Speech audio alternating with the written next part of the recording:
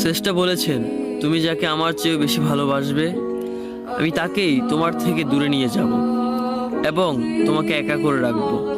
তিনি আরো বলেছেন, কখনো বলবে না তুমি তাকে ছাড়া বাঁচবে না, তবে তাকে ছাড়া আমি তোমাকে বাঁচাবো এবং পিছনের অনুগত সব আবেগ কুড়িয়ে নিয়ে তোমাকে দিব্যি সামনে নিয়ে যাব।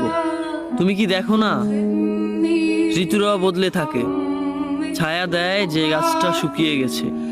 তোমাদের ধৈর্য হারিয়ে যায়, কিন্তু তোমার চেষ্টা ধৈর্যশীল এবং পরম দয়ালু। সেই ঝরে যাওয়া পাতার ঢাল থেকে আবারও সবুজ পাতা গজায়। তুমি দেখো না তোমার চেষ্টার নিদর্শন? যে মানুষটাকে তুমি নিজের অংশ ভাবতে, সেই মানুষটাও একদিন অচেনা হয়ে যায়, তোমার মন ভেঙে যায়। এমনকি তোমার বিশ্বস্ত বন্ধুরাও স্বার্থ পুড়িয়ে যাওয়ার পর বিশ্বাসঘাতকে পরিণত হয়। তুমি কি তা দেখো না? যে মানুষটাকে নিজের জীবনের চেয়েও বেশি ভালোবাসতে, সেই মানুষটাও প্রতারণা করে।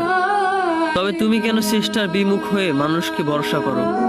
অদ্ভুত এই পৃথিবীতে, যখন তুমি ভাবো এটা হবে না কখনোই, কিন্তু কিছুক্ষণ পর সেটাই হয়।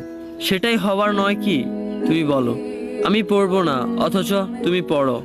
তুমি বলো আমি বিরক্ত হব না, অথচ রোজ তুমি বিরক্ত হও। এবং সবচেয়ে বিচিত্র বিষয় হলো, তুমি বলতে থাকো আমি মরে গেছি, অথচ তুমি বাঁচো। তোমার চেষ্টা তোমাকে বাঁচায়, তোমার চেষ্টা তোমাকে বাঁচিয়ে রাখে। তো শুকরিয়া আদায় করো তোমার সেই সৃষ্টিকর্তা মহান রব্বুল আলামিনের উপর।